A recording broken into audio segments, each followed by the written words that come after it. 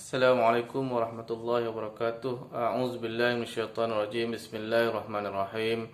Alhamdulillahirabbil alamin wa bihi nasta'in ala umuri dunya waddin. Subhanaka la ilma lana illa ma 'allamtana innaka antal alimul hakim. Rabbi shrah li sadri wa yassir li amri wahlul 'uqdatam min lisani yafqahu qawli. Alhamdulillah, bersyukur kita kepada Allah SWT kerana kita dipertemukan lagi dalam kelas kita. Mudah-mudahan pada hari ini kita dapat lagi menambah ilmu kita dalam membicarakan kitab Penawar Bagi Hati. Baik, jadi hari ini kita akan sambung lagi pengajian kita. Kalau hari itu kita dah cerita tentang anggota yang 7, kan? Jadi hari ini kita akan sambung lagi fasal yang pertama pada menyatakan mata. Jadi hari ini kita akan cerita tentang mata. Daripada anggota yang 7 tu antaranya adalah mata. Okey, mata. Jadi hari ini kita akan ceritakan tentang mata. Kata pengarang, ketahui olehmu bahawasanya mata engkau itu menjadikan dia oleh Allah Ta'ala bagi engkau.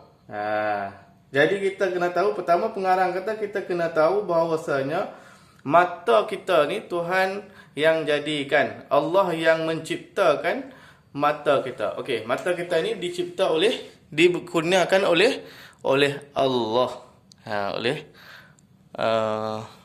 Mata kita ni kita kena tahu mata kita ni dikurniakan oleh Allah.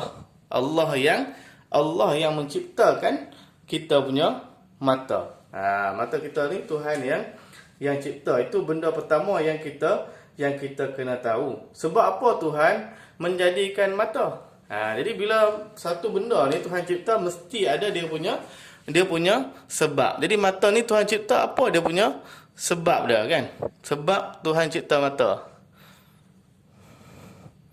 Okey, mesti ada sebab, mesti ada dia punya tujuannya. Sambung lagi. Kerana beberapa faedah yang bangsa akhirat. Jadi Tuhan jadikan kita ni mata, ada sebab. Jadi sebab ni apa? Sebab ni ada yang bangsa akhirat dan ada yang bangsa dunia. Ada faedah, ada kegunaan. Okey, mata ini dia ada kegunaan yang duniawi dan dia juga ada kegunaan yang ukhrawi, yang akhirat. Kan? Mata ni dia ada dua faedah kegunaan dia. Pertama, untuk dunia.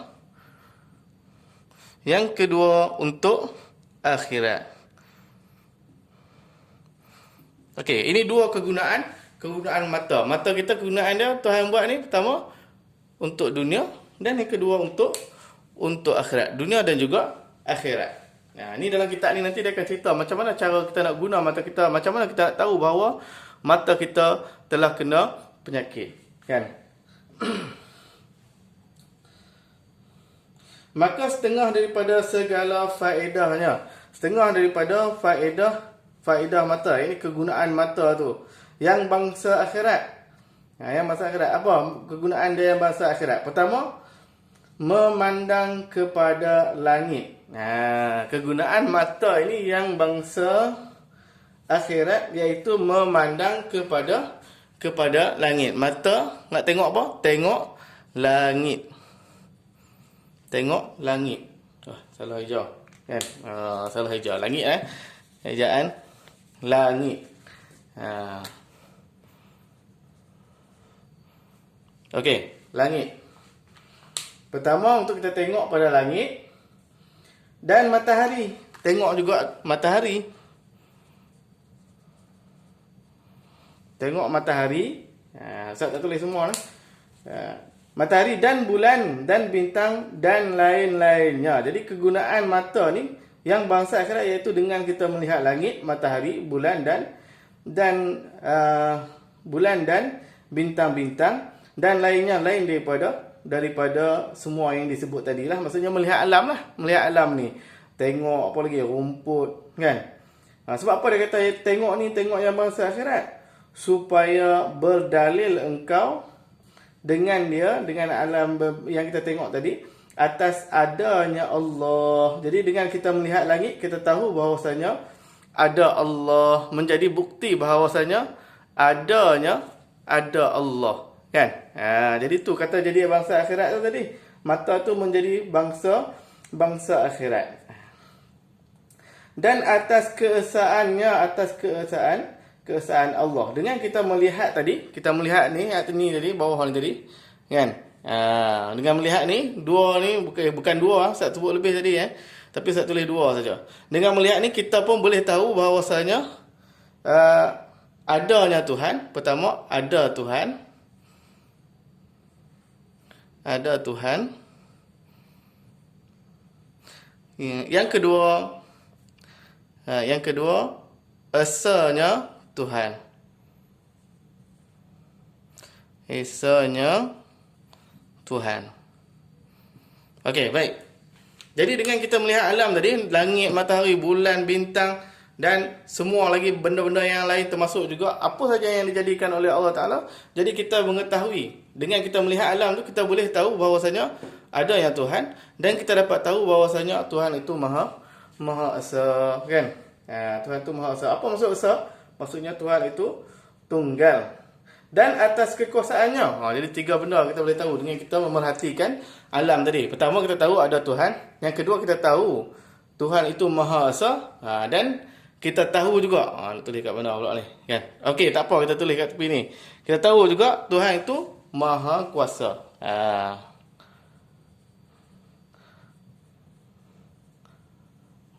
Maha Kuasa. Kuasa Tuhan lah. Jadi kita tahu Tuhan itu Maha berkuasa. Dengan kita melihat alam, itu kegunaan mata yang bangsa akhirat. Dan setengah daripada kegunaan mata untuk akhirat tadi, faedah mata untuk akhirat tadi, kan?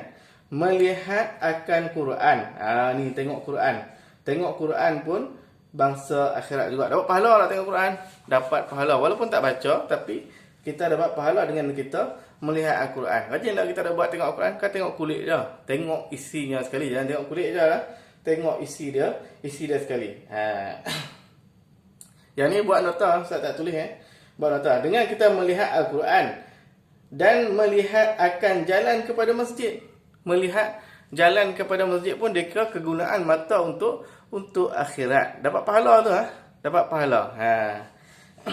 Itu maksudnya kita telah memanfaatkan kegunaan mata kita, iaitu guna mata kita itu untuk melihat benda-benda yang Tuhan suruh, kan? Pergi masjid Tuhan suruh tak? Tuhan suruh. Sebab apa Tuhan suruh kita mengimarahkan masjid? Tengok Quran, Tuhan suruh tak? Tuhan suruh kita baca Al-Quran. Bila baca Al-Quran ni, kita yang tak hafal ni, kita yang tak ingat ni, kita kena tengok Al-Quran lah, kan? Dan kepada tempat menuntut ilmu. Melihat jalan untuk menuntut ilmu ni, kita nak pergi kelas ni, kan? Dapat pahala ni. Ni kita tengok, guna mata kita ni untuk tengok video ni pun dapat pahala juga. Kita telah memanfaatkan kegunaan mata. Manfaatkan kegunaan mata ni maksudnya kita mensyukuri nikmat mata tu tadi, kan? Tu. Jadi mata kita bila kita guna untuk akhirat tu, tak ada problem lah kat situ. Tidak ada penyakit lah. Tapi ada penyakit nanti kita akan cerita kat depan nanti, kan? Dan setengah daripada faedahnya yang bangsa dunia. Habis tadi faedahnya yang bangsa akhirat. Ada lagi tak bangsa akhirat ni? Ada lagi. Bukan tu je. Jenuh lah, banyak lah kita nak tulis. Kita taat kepada kedua ibu bapa, tengok mak pak kita dapat pahala. Tapi tengok dengan rasa kasih sayang lah, kan? Bukan tengok dengan rasa benci, bukan tengok dengan rasa meluat. Tengok rasa meluat itu berdosa pula. Itu jadi bukan manfaat lah, bukan faedahnya lah, kan? Dapat dosa pula kat situ sebab kita tengok dengan kebencian. Tengok dapat pahala kalau kita tengok dengan kasih sayang, kan? Tengok muka guru, kan? Tengok muka guru pun dapat pahala. Kasih kepada orang yang buat amal ibadat, kasih kepada orang Islam, tengok orang Islam dengan kasih sayang pun dapat pahala. Dan kita telah memanfaatkan kegunaan mata. Tapi jangan tengok yang perempuan je, kan? Jangan tengok yang perempuan je, tengok yang lelaki lah, kan? Tengok yang perempuan nanti takut jadi ikut lain, kan? Okey, baik.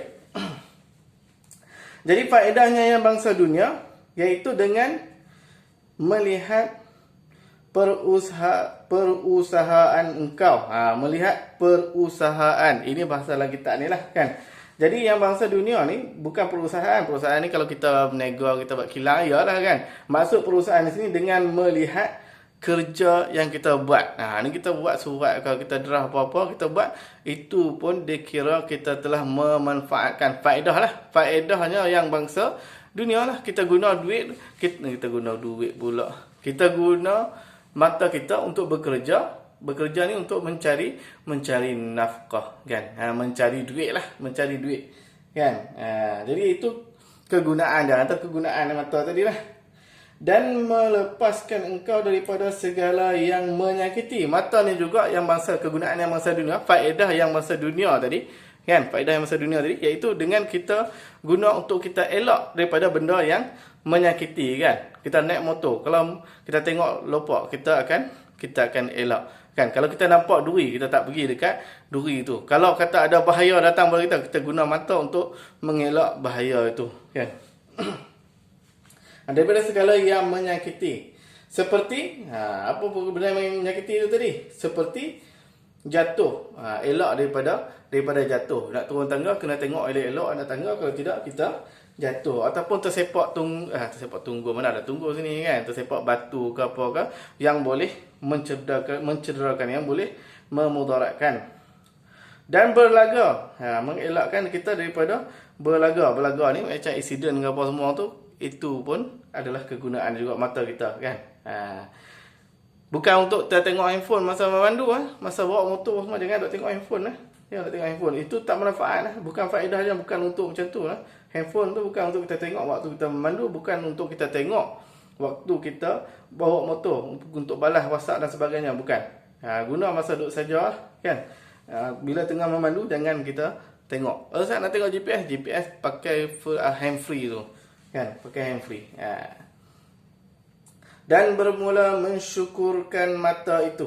Jadi macam mana kita nak mensyukuri nikmat mata ni mata yang Tuhan bagi dekat kita ni, macam mana kita nak bersyukur dengan nikmat mata ni tadi kan. Jadi Syekh ni kata bermula mensyukurkan mata itu, memelihara daripadanya tiap-tiap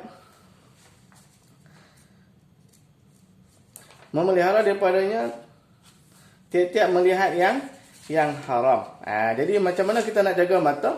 Iaitu kita menjaga daripada melihat yang haram. Jangan kita guna mata kita ini untuk melihat benda-benda yang haram, benda-benda yang dilarang oleh syarak kan. Tengok babi boleh tak kan? Babi haram kan. Babi itu makan dah haram, bukan tengok haram. Mengambil manfaat dengan babi itu yang tak boleh. Sebab apa tak boleh ambil manfaat dengan dia? Sebab dia najis. Sebab dia najis, bukan sebab apa kan. Macam kita tengok najis kita lah kan. Mana boleh tengok saja tengok najis tak boleh, kecuali dengan hajat saja boleh tengok. Saja tengok najis itu adalah makruh hukumnya. Hukum dia makruh. Jangan saja tengok najis. Jadi babi itu najis, jangan kita saja tengok dah kan. Sebab makruh, hukumnya adalah makruh melihat. Perkara yang haram ni, melihat kepada perkara yang haram ni seperti melihat perempuan yang lain daripada isterinya. Seperti kita melihat perempuan yang bukan isteri kita kan. Yang bukan isteri kita tengok isteri orang lah maksudnya kan, ataupun anak dara orang kita tengok kan. Jadi mata ni, kegunaan yang salah mata ni iaitu kita guna untuk melihat perempuan. Sebab apa dia tulis sini perempuan? Sebab kebanyakan orang suka tengok perempuan. Sampai kan orang perempuan sendiri pun suka tengok orang perempuan kan. Tapi di sini dia lebih kepada kata melihat orang lain daripada isteri kita kan. Dan sahayanya, ni kalau zaman dulu dia ada hamba kan, melihat hamba orang lain daripada hamba dia. Sebab hamba ni dia halal kan. Dan mahramnya lain daripada mahramnya, maksudnya orang lain yang tak ada kena-mengena. Bukan tengok adik kita, bukan tengok kakak kita, bukan tengok mak menakan kita, bukan tengok anak menakan kita. Itu lain lah, itu lain. Dan seperti melihat akan yang muda belia, melihat orang yang muda. Ini dia lebih kepada kita kata tengok orang lelaki yang kacak lah. Orang lelaki yang kacau kalau tengok kita kata, ui lawa dia ni. Kita kata lawa. Orang lelaki dia ada setengah orang lelaki yang lawa. Tak boleh kita tengok. Bukannya boleh tengok. Walaupun dia lelaki. Tak boleh juga untuk kita tengok. Kata, Ustaz dia lelaki. Pasal apa tak boleh tengok? Macam kita tengok aurat lah. Tengok lutut orang. Tak boleh. Sebab itu adalah aurat. Jadi sebab tu nak tengok bola tu. Jaga-jaga lah kan. Jaga-jaga lah kan. Tengok lutut orang tu hukumnya adalah haram. Tengok bola haram tak? Tengok bola tak haram. Bola yang bulat tu tak haram. Tengok lutut orang, tengok aurat orang, hukumnya adalah haram. Okey, baik. Itu kegunaan. Salah guna mata kalau kita guna macam tu. Melihat perkara yang sia-sia pun kita adalah kalau kita tengok benda yang sia-sia pun itu maksudnya kita dah salah guna nikmat mata tu tadi. Dan seperti melihat akan aurat laki-laki. Tengok aurat laki-laki. Tadi kita dah sebut kan. Ni kitab ni Syekh ni pun sebut juga. Aurat laki-laki. Tak kira lah mana-mana. Aurat laki-laki antara pusat dan juga lutut. Antara tu. Termasuk juga lutut, termasuk juga dengan pusat. Termasuk juga dengan belakang tu. Lurah yang dekat kita punya punggung tu. Jadi kena tutup lah. Sebab ada setengah ni pasien pakai seluar bawah punggung kan. Bawah pusat jadi tayang pusat dan tayang belakang kat orang kan. Jadi kena ni lah. Kena jaga-jaga lah. Sebab tu baju yang berlubang-lubang tu kalau boleh jangan pakai. Singlet pun kalau boleh jangan pakai. Untuk menjaga maruah kita elok tutup badan kita dan jangan pakai singlet. Jangan pakai singlet. Itu untuk menjaga maruah. Itu bukan untuk aurat. Itu untuk menjaga maruah. Maruah pun wajib juga kita jaga. Maka lazimkan olehmu akan memelihara mata engkau. Jadi wajiblah. Maka lazim. Bila sebut lazim ni maksudnya wajib kita menjaga. Ni hukum hukum menjaga mata. Ni Ustaz tulis. Hukum menjaga mata adalah menjaga mata daripada melakukan maksiat. Hukumnya adalah wajib. Hukumnya adalah wajib. Wajib ni maksudnya apa?